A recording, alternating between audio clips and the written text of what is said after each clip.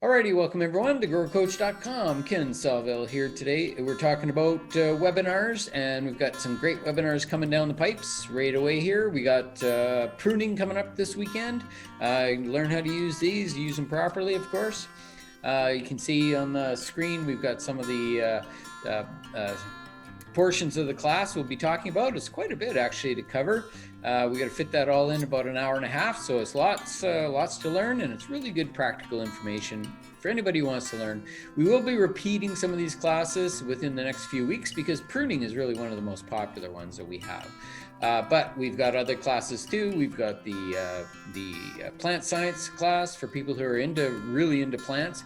We also are doing a session on house plants that's coming up next weekend. That would be on the 30th of January. And then after that, we've got a series of all kinds of different webinars coming down the pipes for February, March, and even in April. So check it out. Go to our website, growercoach.com, check on the learning tab and click on webinars. You can see what's there. You can sign up. Some of them cost a few dollars. Some of them are freebies. So check it out, and we'll hope to see you there as soon as possible on our webinars on Grower Coach